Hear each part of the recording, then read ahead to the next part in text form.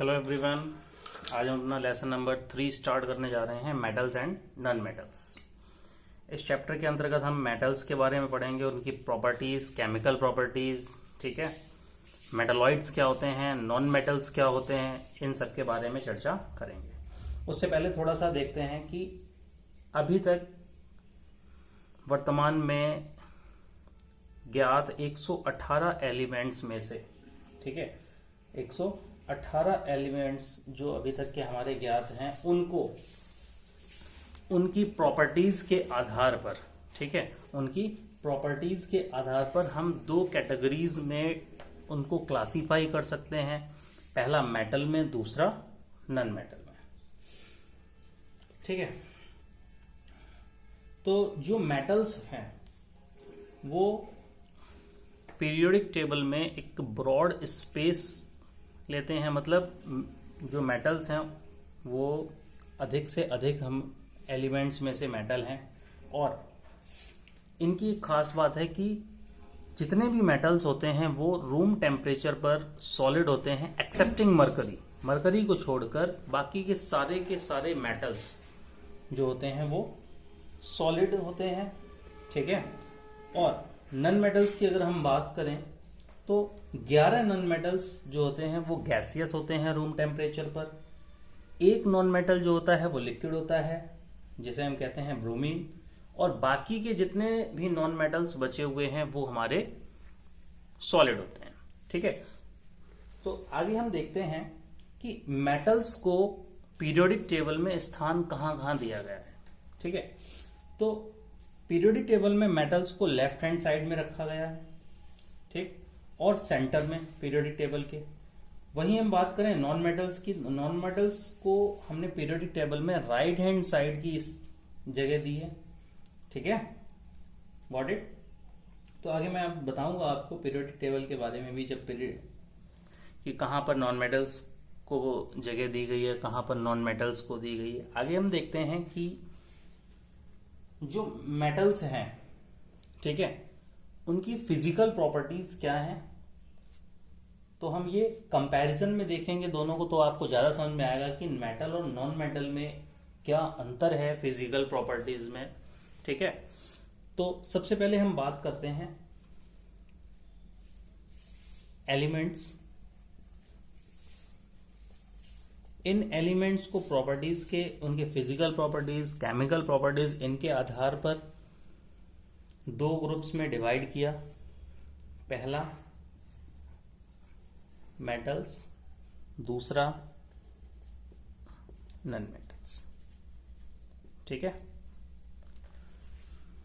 अब कौन कौन सी वो प्रॉपर्टीज हैं, कौन कौन सी फिजिकल प्रॉपर्टीज हैं, कौन कौन सी केमिकल प्रॉपर्टीज हैं जो दोनों को एक दूसरे से डिफर करती हैं, दोनों को एक दूसरे से बिल्कुल अलग करती हैं, ठीक है, यानी दोनों में डिफरेंस दर्शाती हैं। वो कौन कौन सी प्रॉपर्टीज हैं उनके बारे में चर्चा करते हैं। तो देखिए, सबसे पहले हम फिजिकल प्रॉपर्टीज की बात करेंगे, ठीक है। फिजिकल प्रॉपर्टीज दोनों के ही साथ में लेके चलेंगे कंपैरिजन में, तो ज्यादा समझ में आएगा। ये आ गया नॉन मेटल्स, ठीक है। पहली फिजिकल प्रॉपर्टी का मतलब देखते हैं हम, स्टेट। स्टेट मतलब अवस्था, ठीक है। तो जितने भी मेटल्स हैं वो कैसे होते हैं, सॉलिड होते हैं, ठीक है। कैसे पाए जाते हैं, सॉलिड एट रूम टेम्परेचर, ठीक। एक्सेप्शन क्या है इसका, मरकरी, क्योंकि मरकरी जो होता है वो कैसा होता है, लिक्विड होता है, लिक्विड स्टेट में होता है, ठीक है। नॉन मेटल्स की बात करें तो नॉन मेटल्स सॉलिड भी हो सकते हैं, गैसियस भी हो सकते हैं रूम टेम्परेचर पर, ठीक है। May be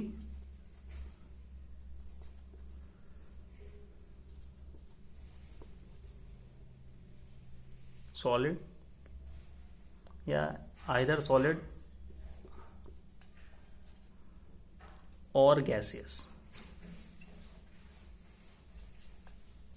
at room temperature. ठीक, इसका भी एक एक्सेप्शन मैंने आपको बताया था कि ब्रोमीन जो है वो केवल ऐसा नॉन मेटल है जो लिक्विड होता है। ठीक है, सॉरी, एक्सेप्शन इसका क्या है? ब्रोमीन, ये लिक्विड होता है रूम टेम्परेचर पर। ठीक है, तो फिजिकल स्टेट की बात हो गई पहली कि जितने भी मेटल्स होते हैं वो मोस्टली सॉलिड होते हैं room temperature accepting mercury which is liquid, and non metals जो होते हैं वो आइदर सॉलिड फॉर्म में पाए जाते हैं या गैसियस फॉर्म में पाए जाते हैं रूम टेम्परेचर पर। एक्सेप्शन इसका क्या है? ब्रोमीन। सेकेंड फिजिकल प्रॉपर्टी की बात करते हैं हम, लश्चर मतलब चमक। ठीक है, तो आपने देखा होगा सभी मेटल्स देखे होंगे, जैसे स्टील हो गया, आयरन हो गया, कॉपर हो गया, एल्यूमिनियम हो गया, ये सारे के सारे आमतौर पर कैसे होते हैं? लश्चरस होते हैं, इनमें चमक होती है, जनरली लश्चरस, LUSTROUS। ठीक है, यानी कि हम कह सकते हैं हैव शाइनिंग सरफेस, यानी इनकी जो सरफेस होती है वो कैसी होती है? चमकीली होती है, शाइनिंग सरफेस। ठीक है, अब कोई से भी देख लो एग्जाम्पल, गोल्ड, सिल्वर सभी ने देखा होगा, चांदी, सोना, ठीक है, एल्यूमिनियम, कॉपर, एल्यूमिनियम, कॉपर, ये सारे के सारे क्या हैं? चमकीले मेटल्स। यानी हम कह सकते हैं कि मेटल्स जो होते हैं वो आमतौर पर कैसे पाए जाते हैं? लश्चरस, ठीक है, चमकीले। दूसरी बात करते हैं हम नॉन मेटल्स की, तो इनकी सरफेस जो होती है वो कैसी होती है? डल, हैविंग डल सरफेस। ठीक है, ये चमकीले नहीं होते हैं। ठीक है, non metals generally do not have luster, they are dull in appearance। कैसे होते हैं? डल होते हैं अपीयरेंस में। लेकिन यहां पर भी एक एक्सेप्शन है, आयोडीन,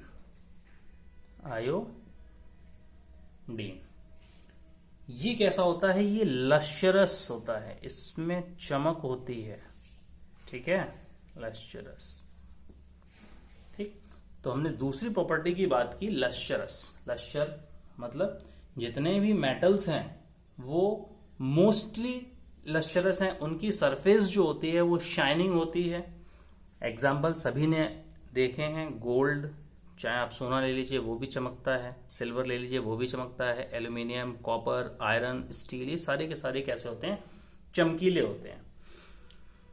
वही बात आती है नॉन मेटल्स की, तो नॉन मेटल्स की जो सरफेस होती है वो कैसी होती है? डल सरफेस होती है, यानी कि इनमें कोई भी चमक देखने को नहीं मिलती है, एक्सेप्टिंग आयोडीन। आयोडीन कैसा है? एक लश्चरस नॉन मेटल है। ठीक है, आयोडीन कैसा है? लश्चरस नॉन मेटल है। थर्ड फिजिकल प्रॉपर्टी की हम बात करते हैं, melting and boiling point, MP and BP। ठीक है, मेल्टिंग एंड बॉइलिंग पॉइंट। तो मेटल्स जो होते हैं बेटा सॉलिड होते हैं, इसका मतलब क्या है? यहां पर इनका मेल्टिंग पॉइंट और बॉइलिंग पॉइंट जो होगा वो बहुत ही हाई होगा। तो हम कह सकते हैं कि मेटल्स हैव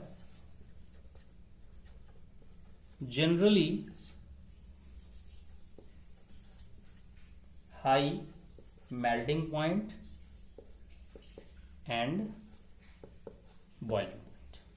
ठीक है, मेल्टिंग पॉइंट हम ले लेते हैं एक एग्जांपल, आयरन जो होता है इसका मेल्टिंग पॉइंट लगभग होता है 1540 डिग्री सेंटीग्रेड। इतना गर्म करना पड़ता है तब ये जो आयरन लोहा होता है वो मेल्ट होना शुरू होता है।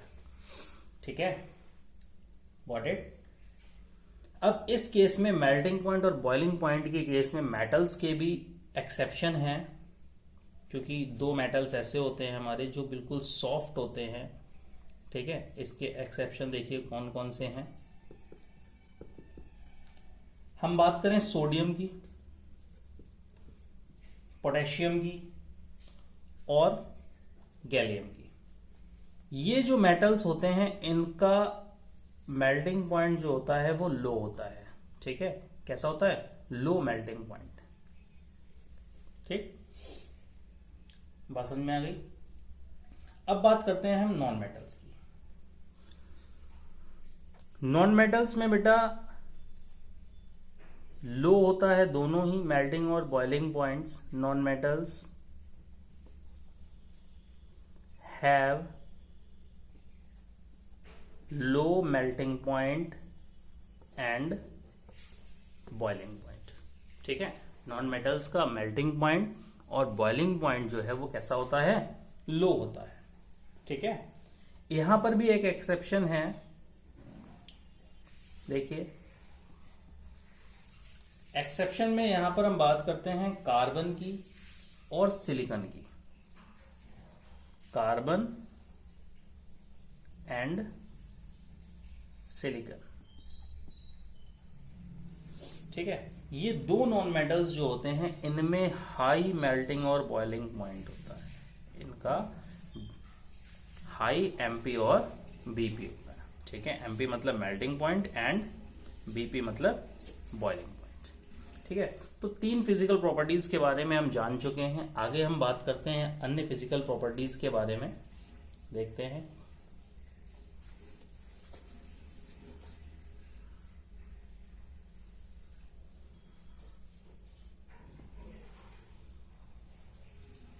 फोर्थ फिजिकल प्रॉपर्टी हमारी है डेंसिटी। ठीक है,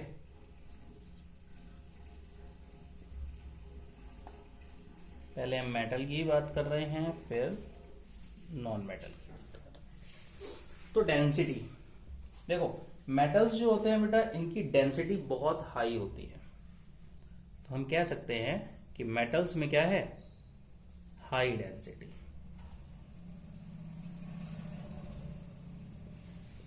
मेटल्स, ठीक है हाई डेंसिटी। क्यों होती है हाई डेंसिटी इनकी? क्योंकि ये कैसे होते हैं? भारी प्रोडक्ट होते हैं, हैवी होते हैं। ठीक है, अब हैवी है इसका मतलब क्या है? इनकी डेंसिटी हाई होगी। अब यहां पर मैंने आपको अभी कुछ देर पहले बताया था कि सोडियम, पोटेशियम, ठीक है, कैल्शियम, वो सोडियम और पोटेशियम कैसे होते हैं? सॉफ्ट मेटल्स होते हैं। तो ये इसके अपवाद हो जाएंगे, एक्सेप्शन हो जाएंगे कि इन दोनों की जो डेंसिटीज होंगी वो as compare to other metals low होंगी। तो एक्सेप्शंस क्या क्या है यहां पर? हम बात करते हैं सोडियम की, पोटेशियम की, कैल्शियम और मैग्नीशियम। ये कैसे होते हैं? लाइट वेट मेटल्स होते हैं। इसका मतलब क्या है कि इनकी जो डेंसिटी होगी वो कम होगी, और ये दोनों मेटल जो होते हैं इनकी डेंसिटी बहुत कम होती है, इसलिए ये क्या करते हैं? फ्लोट कर जाते हैं वाटर के ऊपर। ठीक है, कैन फ्लोट ओवर वाटर। ठीक है, समझ में आया था? अब मेटल्स की डेंसिटी जो होती है वो हाई होती है। क्यों होती है? क्योंकि वो कैसे होते हैं? हैवी होते हैं, भारी होते हैं। एक्सेप्शन मैंने आपको बता दिया, सोडियम, पोटेशियम, कैल्शियम, मैग्नीशियम, इनकी डेंसिटी जो होती है वो कैसी होती है? लो डेंसिटी होती है। क्यों? क्योंकि ये कैसे होते हैं? हल्के मेटल्स होते हैं, और उनमें से दो, सोडियम और पोटेशियम, ये क्या हो सकते हैं? बहुत ही ज्यादा लाइट वेट होते हैं। इसका मतलब क्या है कि ये पानी के ऊपर तैर सकते हैं। ठीक है, अब बात करते हैं नॉन मेटल्स की।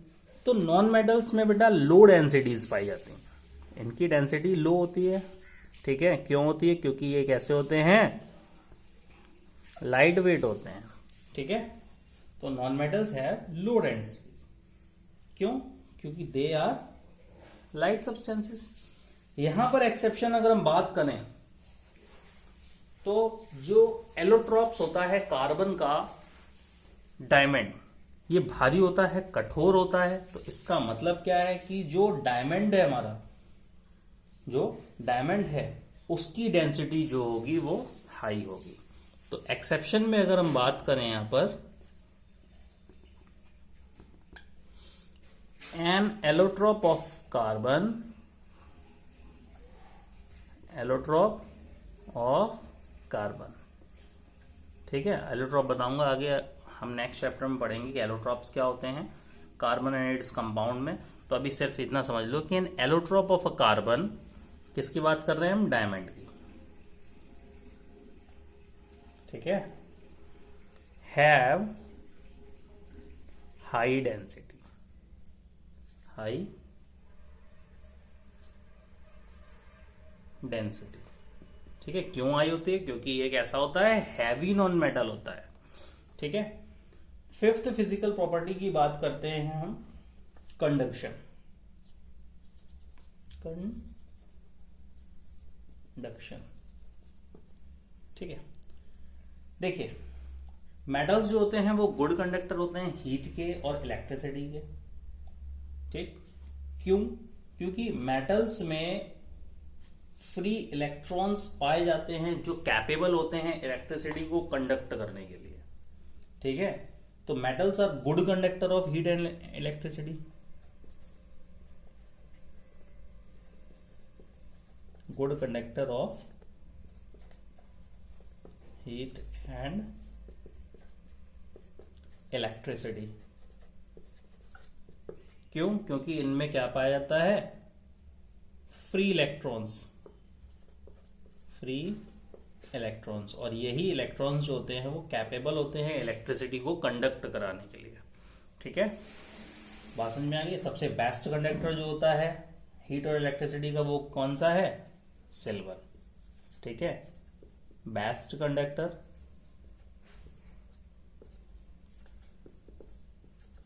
सिल्वर, ठीक, गॉट इट। अब आपसे क्वेश्चन पूछा जा सकता है why metals are good conductor of electricity. तो हम सीधी सी बात एक कहेंगे कि because metals contain free electrons in their outermost shell, ठीक है, which are capable of carrying electric current with them, ठीक है। तो ये इसका आंसर हो जाएगा कि मेटल्स जो होते हैं उनमें फ्री इलेक्ट्रॉन्स पाए जाते हैं जो कैपेबल होते हैं इलेक्ट्रिक करंट को कैरी करने के लिए। अब बात करते हैं नॉन मेटल्स की, ठीक है। तो नॉन मेटल्स के केस में क्या है कि नॉन मेटल्स जो होते हैं वो बैड कंडक्टर होते हैं इलेक्ट्रिसिटी के। कैसे होते हैं, बैड कंडक्टर, ठीक है। बात समझ में आ गई, बैड कंडक्टर हैं हीट और इलेक्ट्रिसिटी के,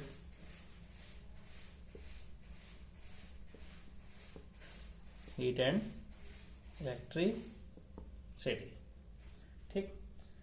अब जैसे कि सल्फर हो गया, फास्फोरस हो गया, ठीक, ये इलेक्ट्रिसिटी और हीट को कंडक्ट नहीं कर सकते। लेकिन बेटा यहां पर एक इसका एक्सेप्शन है।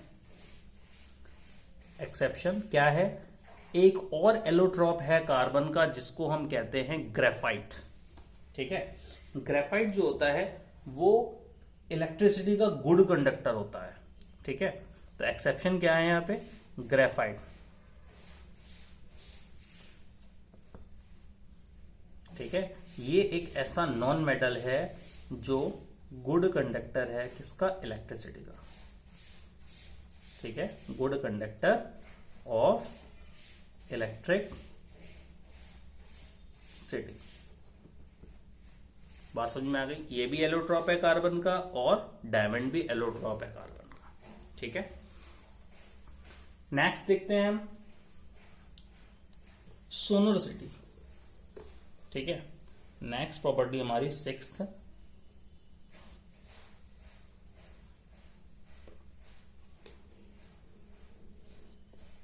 Sonority.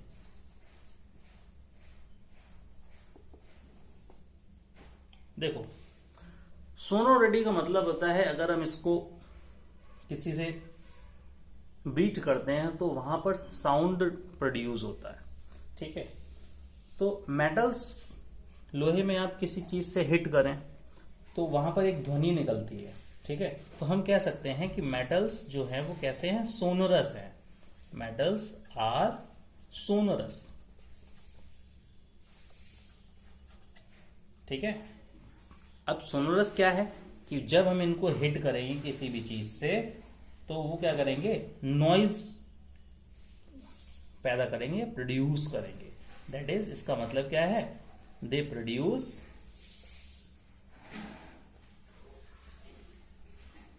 they produce noise or sound when they are hit by an object। किसी भी ऑब्जेक्ट से अगर हम इनको हिट करेंगे तो ये क्या करेंगे, साउंड प्रोड्यूस करेंगे। वही प्रॉपर्टी जो होती है वो कहलाती है सोनोरिटी। तो सोनोरिटी क्या है, an ability of an object which when hitted by an object, ठीक है, किसी भी वस्तु की वह एबिलिटी या वह गुण जिससे उस ऑब्जेक्ट को हिट किया जाए और वो साउंड को प्रोड्यूस करे, ठीक है, वो साउंड को प्रोड्यूस करे, वही हमारी कहलाती है सोनोरोसिटी या सोनोरिटी। ठीक है, अब बात करते हैं नॉन मेटल्स की। तो बेटा नॉन मेटल, आप प्लास्टिक को हिट करते रहो, ठीक है, तो प्लास्टिक को हिट करो किसी भी चीज से तो इतना साउंड प्रोड्यूस नहीं होता है। तो हम कह सकते हैं कि नॉन मेटल्स जो है, non metals are not sonorous. Non metals कैसे होते हैं, सोनोरस नहीं होते। ठीक है, सेवेंथ हम बात करते हैं डक्टिलिटी। ठीक है,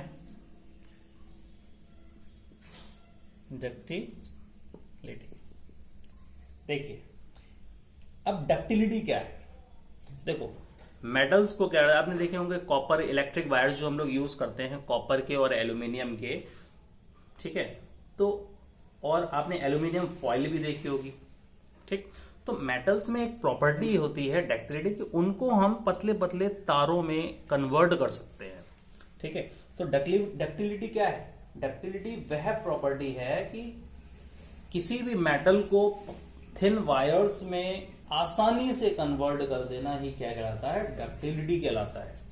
ठीक है, तो मेटल्स कैसे होते हैं, मोर डक्टाइल होते हैं, मेटल्स आर डक्टाइल। आप प्लास्टिक को खींचिए, ठीक है, एक स्टेज वो आएगी कि वो टूट जाएगी, लेकिन अगर हम मेटल्स को खींच रहे हैं तो वो तब तक नहीं टूटेगा जब तक कि पूरा थिन वायर्स में कन्वर्ट नहीं हो जाता है।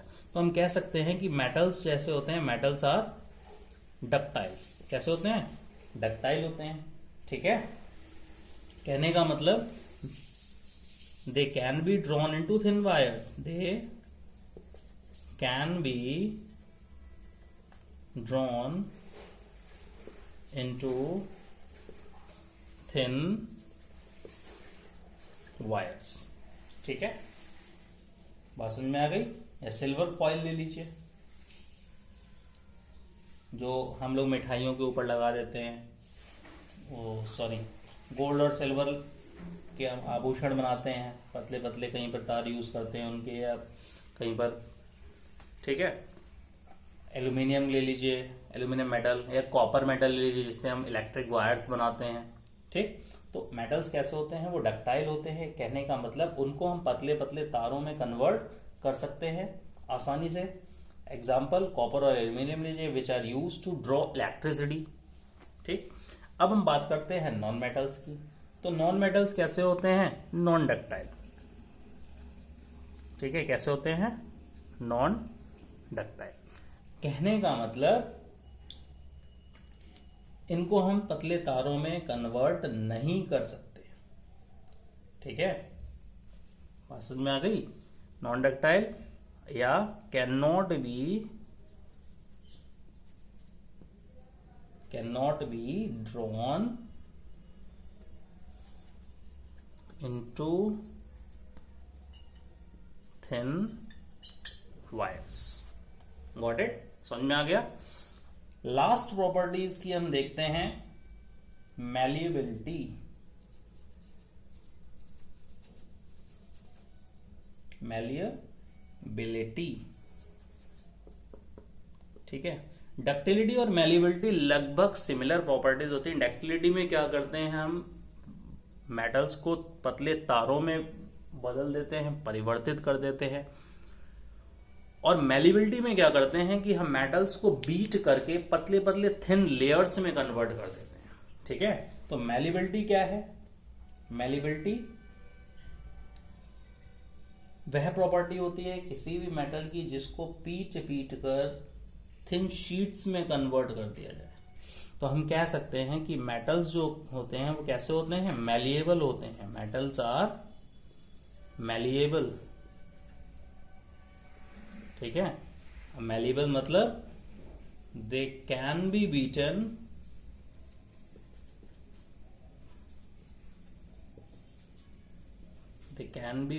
into thin sheets, ठीक। सीधी सी बात है बेटा, नॉन मेटल्स की अगर हम बात करें तो नॉन मेटल्स जो होते हैं वो मैलिएबल नहीं होते हैं। तो non metals are not malleable, ठीक है। Got it? बात समझ में आ गई इतनी, ठीक है। अब आगे और हम बता देते हैं आपको हार्डनेस वगैरह प्रॉपर्टी, ऐसे ही समझा देता हूं कि मेटल्स क्या होते हैं बेटा, सॉलिड है, जनरली हार्ड होंगे। अब दो सॉफ्ट मेटल्स मैंने बताए थे आपको, एक सोडियम और एक पोटेशियम। ये दोनों जो मेटल्स हैं वो कैसे हैं, सॉफ्ट मेटल्स हैं, ठीक है। बात समझ में आ गई। नॉन मेटल्स सॉफ्ट होते हैं एक्सेप्टिंग डायमंड, तो ये हार्डनेस भी हम इसमें इंक्लूड कर सकते हैं। 9th प्रॉपर्टी, ये metals are generally hard excepting sodium and potassium. Non metals की बात करेंगे, non metals are generally soft excepting diamond. Diamond कैसा होता है, हार्डेस्ट मटेरियल होता है, हार्डेस्ट, ठीक है। तो इसका मतलब क्या है कि दोनों में कंपैरिजन आपको समझ में आ गया, फिजिकल प्रॉपर्टीज भी क्लियर हो गई। अगर आपसे पूछ लिया जाए classify metals and non metals on the basis of their physical properties, तो आप ये सारा का सारा अगर उसमें लिख देंगे तो आंसर बिल्कुल करेक्ट रहेगा, ठीक है। अगर आपसे पूछ लिया जाए गिव 4 प्रॉपर्टीज ऑफ मेटल्स, तो मेटल्स के बारे में कोई भी 4 प्रॉपर्टीज लिख देनी है आपको। जैसे स्टेट के बारे में बता दीजिए, Lakshya, melting point, boiling point, ductility, malleability, sonority, किसी भी प्रॉपर्टी के बारे में बता दीजिए, ठीक है। अगर वहां पर लिखा हुआ है फिजिकल प्रॉपर्टीज, ठीक है, तो ये क्या थी, कंपैरिजन था फिजिकल प्रॉपर्टीज में मेटल्स की और नॉन मेटल्स की। यानी कि आने वाले कल के लेक्चर में हम बात करेंगे chemical properties of metals, metals की केमिकल प्रॉपर्टीज के बारे में और नॉन मेटल्स की केमिकल प्रॉपर्टीज के बारे में, ठीक है। Thank you.